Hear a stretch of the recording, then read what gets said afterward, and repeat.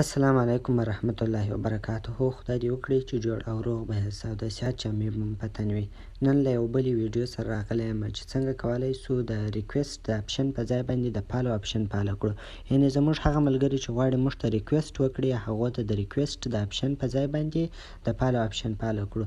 له هر څه نه مخکې که چیرې تاسو زموږ د یوټوب چینل نه وي سبسکرایب کړی، چینل سبسکرایب کړئ، ویډیو لایک کړئ او له خپلو ملګرو سره یې شریک کړئ. راځئ په دغه طریقې سره شروع کوو. نو راځو خپل پروفایل ته راځو او هغه دغه درې ټکي ور وهو، بیا ویو از ور وهو. دلته تاسې ګورئ چې زموږ پروفایل چې دی اټ پرنټ اپشن پکښې فعاله دی. اوس موږ راځو چې څنګه کولی سو د اټ پرنټ په ځای باندې د فالو اپشن فعاله کړو. نو موږ د دې څخه شاته ځو او دلته سیټینګ ته راځو او دلته بیا سیټینګ ور وهو. کله چې مو سیټینګ ور ووهله بیا وروسته لاندې راځو دلته هاو پیپل فایند اینډ کانټکټ یو هغه ور وهو او وروسته هو کین سینډ یو فرینډ ریکویسټ دغه ور وهو او د هغه څخه وروسته دلته ځینې کې اونلی می هم راغلي وي په ځینې آیډیانو کې.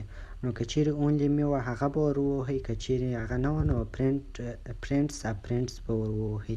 نو هغه ملګري چې ستاسو د ملګرو ملګري هم نه دي هغه چې تاسو ته ریکویسټ کوي نو هغو ته به د فالو اپشن راځي.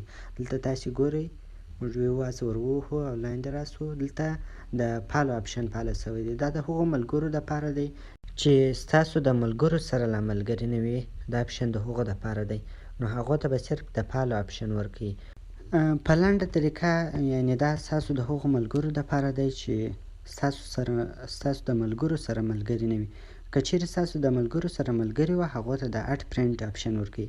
که چیرې هلته کوم ځای چې موږ فرینډس ور ووهله هلته که چیرې تاسو د اونلی می اپشن ولرئ او هغه فعال کړئ نو بیا چې هر څوک تاسو ته ریکویسټ کوي هغو ته به د فالو اپشن راځي.